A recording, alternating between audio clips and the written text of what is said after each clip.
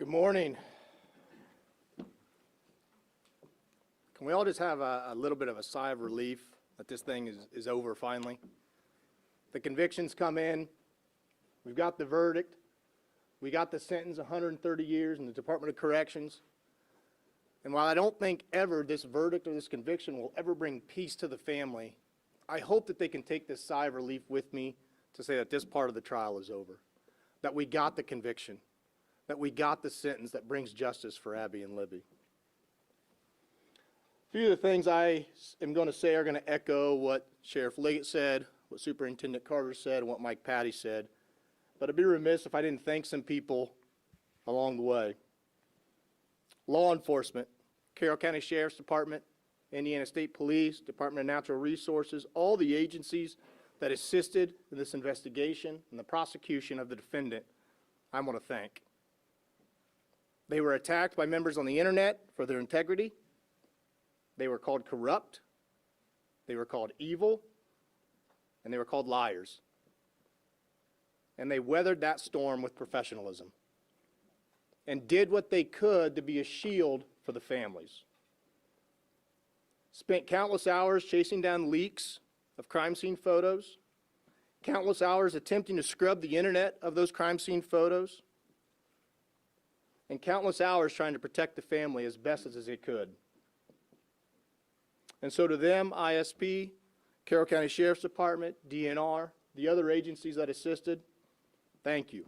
We would not be here today if it were not for your efforts and your countless hours that you sacrificed away from your family and your friends to give us the evidence that we needed to get the conviction. I want to thank my team, Stacy Diener, James Luttrell. There is no way I could have tried this case without them.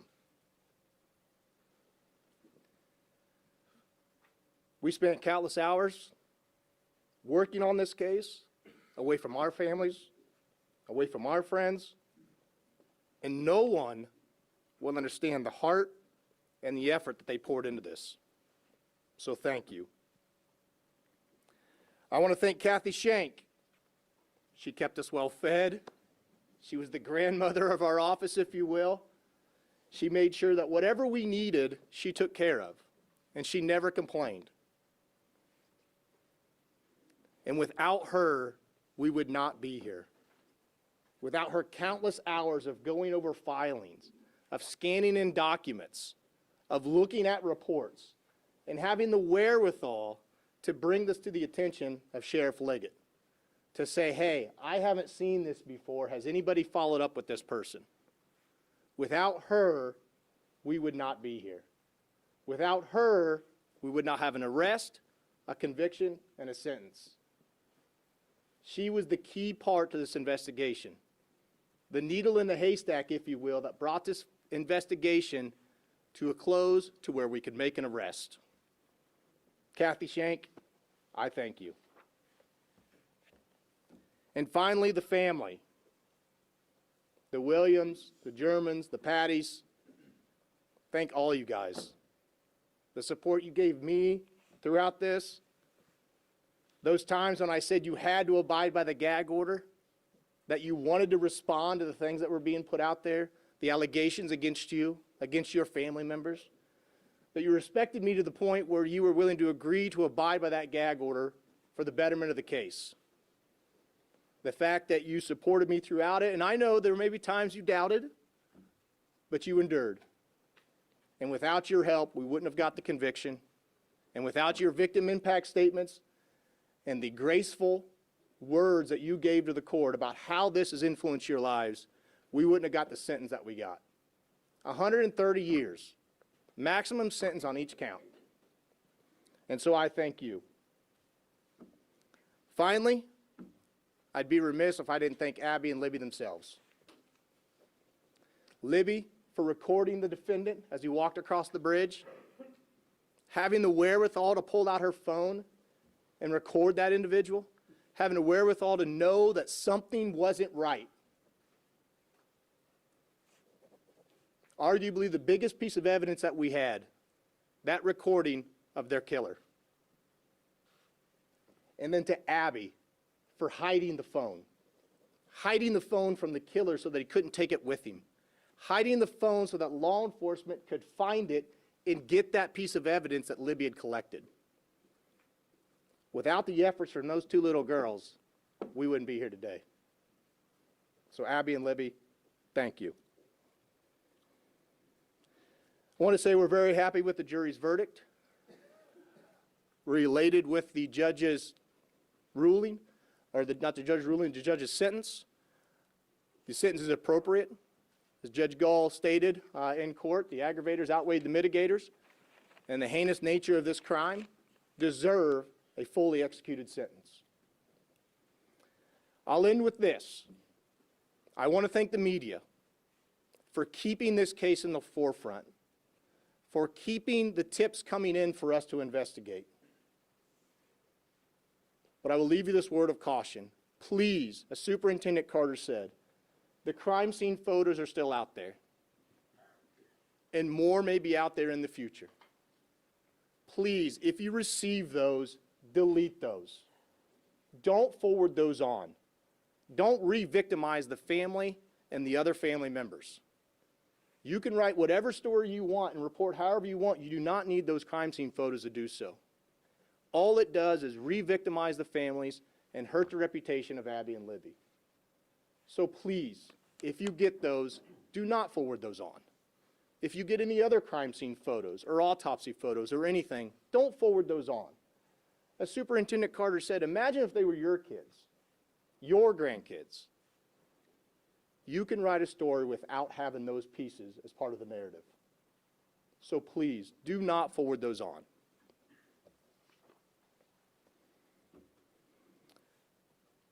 I want to thank the community finally. Everybody in the community locally has supported my office, supported law enforcement. The show of support from them has been just unforgettable. I appreciate everything everyone's done. I appreciate the prayers. I appreciate the handshakes, the support, everything that everybody's done throughout this course of the 8-year investigation. When this investigation started, I was actually a defense attorney. I ran for the prosecutor's office in January 1st of 2018, and I knew coming into that office that this case was one that I would have to investigate. And I made it one of my goals not only to investigate it, but to get an arrest, have the trial, and get a conviction. And all the support I had throughout that time, I appreciate it. And so, as Trooper Pierce said, I'm going to answer a few questions. The gag order is lifted. You're more than welcome to talk to anybody up here individually afterwards if they want to talk to you. But I will take a few questions here and now. Nick, what did you do to help the family navigate the emotions of the swirling narrative outside of the gag order and also the hate and vitriol put onto this case? It's not easy. It's hard to put yourself in their shoes because I've never had a child die. And so it was very difficult. It took a lot of phone calls, text messages, meetings. A lot of it was, hey, try not to read that stuff that you see on the internet, which is easier said than done.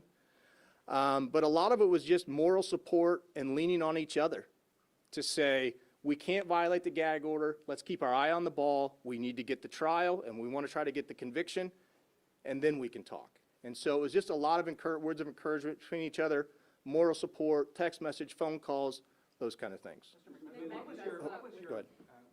what happened with Ms. O'Shea at the end of the hearing? What was that fight about? It wasn't a fight. She was just commenting about some things that were said at sentencing, and I'm just going to keep those things to myself. In your face, though. That's not a fight.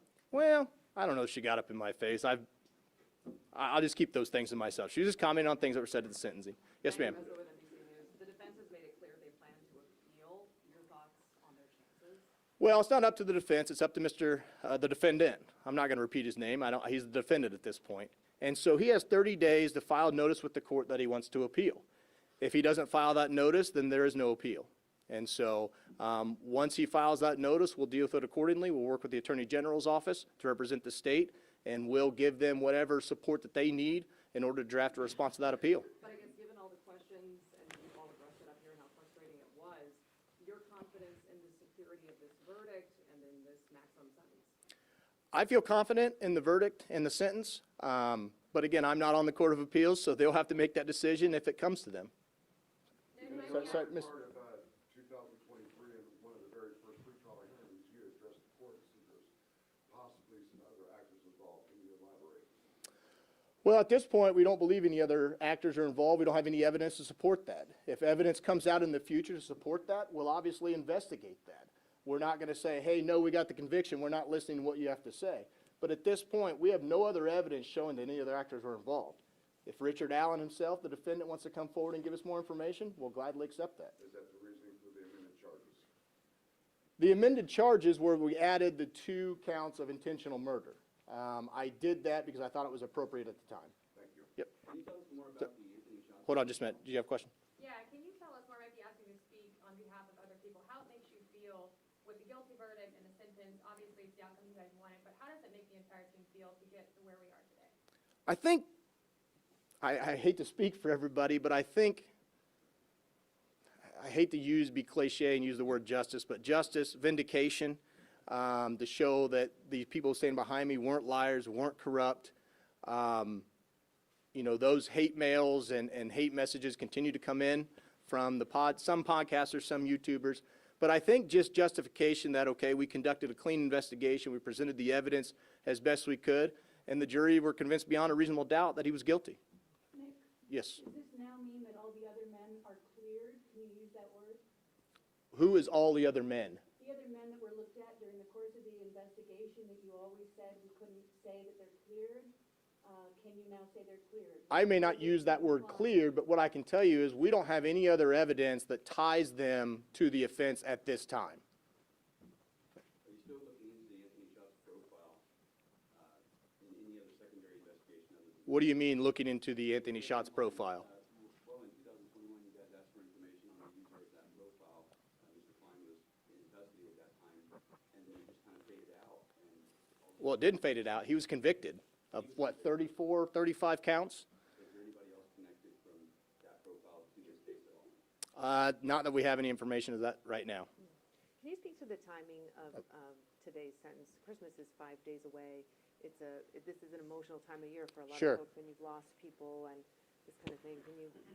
There's no significance in my mind to the timing. Once a person is convicted, they have a right to be sentenced within 30 days. And so I think the timing just was to try to get it in before the holidays because a lot of people do have time off and and the courthouses are closed. So there's no significance in my mind to the timing, but that it worked in everyone's schedule. I just mean that it's the time of year when people are with people they love, and these 2 little girls are not with their families today. I'm not sure I understand your question, but yeah, regardless of the time of the year, I imagine it's hard for the family to not be with the victims any day, whether it's somebody's birthday or somebody's anniversary, the other holidays we have out throughout the year. You know, Christmas is probably especially difficult. Again, I don't expect this verdict or the sentence to bring peace to the Patties, the Germans, or the Williams. I don't know what at this point could ever bring peace to a family member that loses a child or a parent that loses a child. What I hope is what I said. I hope it's a sigh of relief that this portion is over and that the conviction as it is now stands and that he's been sentenced to the maximum possible sentence. I hope that is a sigh of relief for them.